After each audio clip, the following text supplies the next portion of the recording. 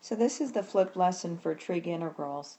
And right now our ability to integrate trig functions really relies on formula and nothing beyond that. So we're pretty limited. So we're going to add a technique in this section. We're doing a substitution again, not a u substitution, but we're going to be making some substitutions, or basically rewriting integrals using trig identities, specifically the Pythagorean identities and the half angles formulas. So right now, for example, if I gave you a problem like this, sine to the fifth of x dx, just recognize that this is the same thing as sine of x raised to the fifth power dx, and you really can't integrate it at this point. You would try a u substitution, but it doesn't get you anywhere. So we need something else to help us move beyond that.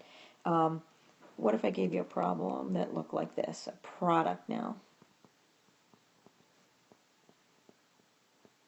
of powers? And again, you would try and do some sort of u substitution, but you would quickly find out that it doesn't get you anywhere. So we need to further our techniques with trig functions. So the first thing I want to talk about is integrating powers of sine x and cosine x. So when you have an integral in the form, this general form, there's basically two ways that we're going to approach it. And one is we're going to rely on the Pythagorean identities and also the half angle formulas to rewrite the integrals. Now, I know, just an aside, everyone pretty much remembers cosine squared x plus sine squared x equals 1. But the second one, over teaching this course many times, I've seen this get mixed up. So I just want to show you, if you divide everything through by cosine squared, you will get the second Pythagorean identity. This is just 1 plus tangent squared x, which equals secant squared x. So hopefully that will help you to remember both of those identities, of which we're going to be using them quite frequently. So what's going to happen when we want to integrate powers of these functions? So if you have an even or an odd power of sine or cosine, we're going to be doing different things. So let me lay out case 1. I'll call it case 1. So case 1 is where n or m is odd for cosine or sine, okay? And what you're first going to do is split off a single factor.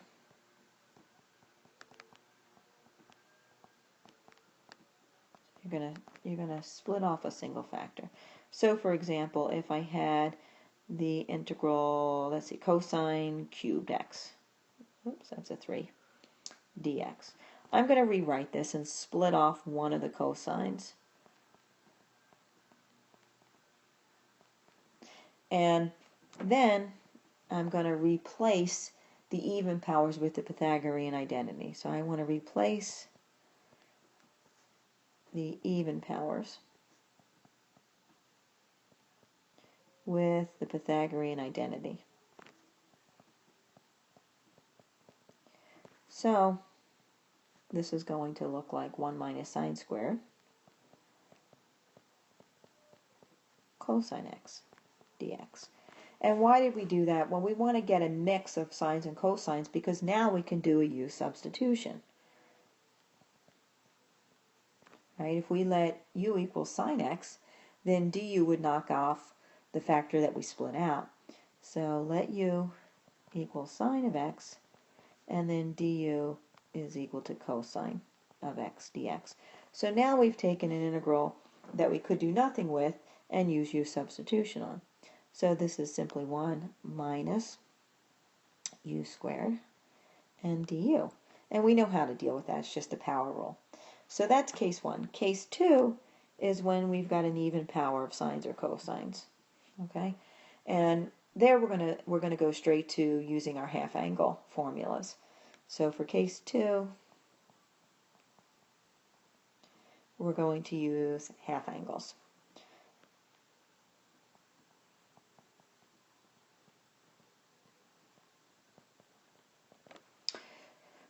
So if I've got an integral cosine squared x dx, picking on cosine, we're going to make the substitution and rewrite it.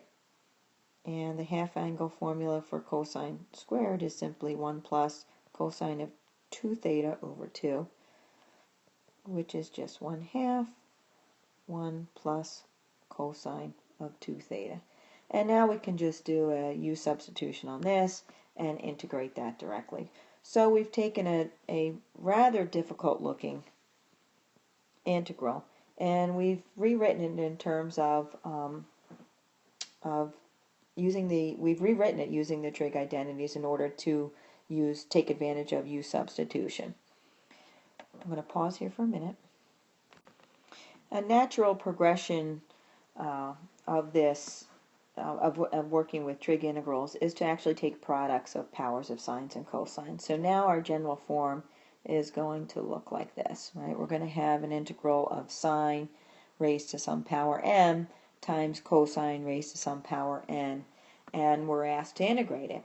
So here it's going to again depend on whether m or n is even or odd, and I'll give you a little attack plan for that, and then we'll do some problems.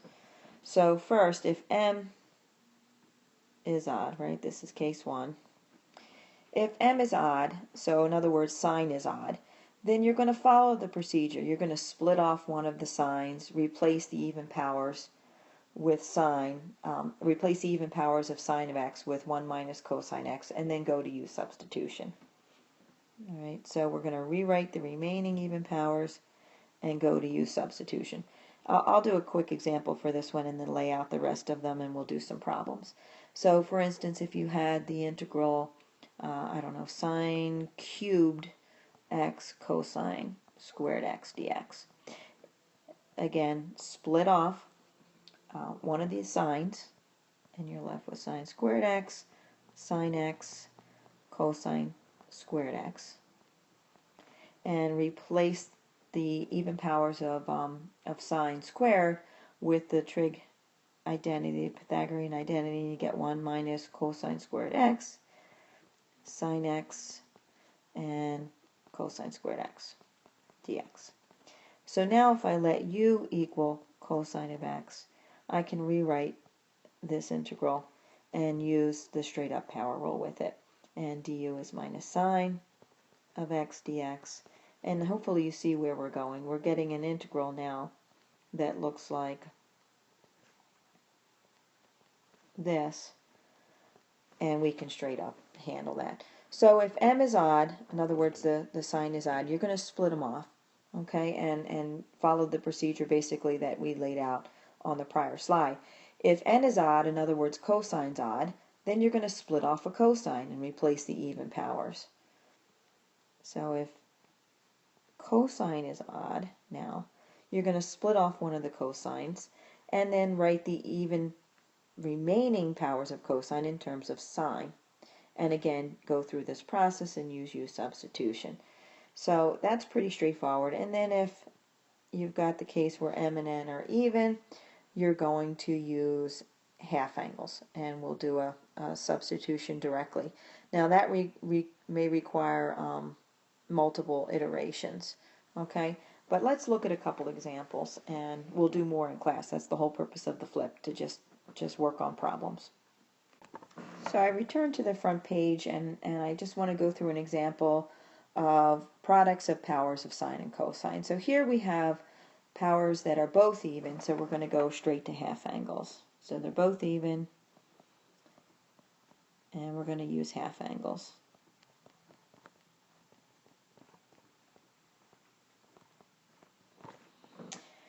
Okay, so rewriting these in terms of the half angle formulas, it's just 1 minus cosine of 2 theta, or 2x, I'm sorry, this is in terms of x, 2x divided by 2 times 1 plus cosine of 2x divided by 2. So this is the equivalent of d and dx. I'm just going to pull out the 1/4, and I'm left with a little bit of algebra to do. you're going to have to FOIL this out. Running off the page there. Right, so let's FOIL that out, and I get 1/4 the integral. And if I'm FOILing correctly, I'm going to get 1 plus cosine of 2x minus cosine of 2x minus cosine of 2x squared dx. Okay, so these two terms are going to cancel out, and I'm left with the integral 1/4 1 minus cosine squared 2x. And you may say to yourself, well, gee, I didn't I didn't get any better here, but you really have. All right, hang with me for a minute. So now I can use a trig substitution on that for the Pythagorean identity. So this is the same thing as 1/4 the integral, right? This should look familiar to you. That's just sine squared 2x dx. Okay, so that's helpful, but I'm still not quite there. Well, I can make another half angle substitution. So this is the same thing as 1/4. I'm going to make another half angle substitution, but now remember your argument is 2x, so if I make the substitution, that's going to be 4x divided by 2 dx. Now finally I'm at a state where I can actually integrate this. Right? And you can do a u substitution on here. Right, so I'll let u equal 4x, du equals 4 dx. So I have to multiply by 1/4, right? So I'm left with, in this case, I'm left with, pause here for a minute, sorry, children.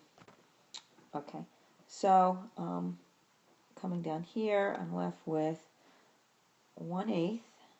Taking the antiderivative of 1 is just x, and then the antiderivative of cosine 4x when I do a u sub is just 1/4 times cosine, right, the integral cosine of u du, and this is just 1/8 x minus 1/32 sine of 4x plus a constant. So we were able to integrate a rather complex looking integral using half angles and come up with an answer. So I want to finish off this video and point out that we can still use the same kind of concept if we had products of tangent and secant. So here's the general form of the integrals that we would be working on. We'd have the integral of tangent raised to some n power times secant raised to some n power. And the process is very similar. If n is even, right, in other words, the secant term is even, then the power is even. Then we're going to split off secant squared now so that we can utilize the other Pythagorean identity. So we're going to rewrite the remaining powers of secant squared as 1 plus tangent squared. Right?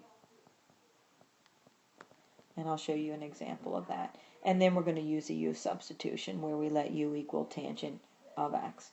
If m is odd, these are a lot of rules, and it really is just going to take a lot of practice, which is why I wanted to flip this portion. So if m is odd, in other words, the tangent term is odd, you're going to split off a secant x tangent x. You're going to split off a product and rewrite the remaining powers, the remaining even powers in terms of secant squared x minus 1.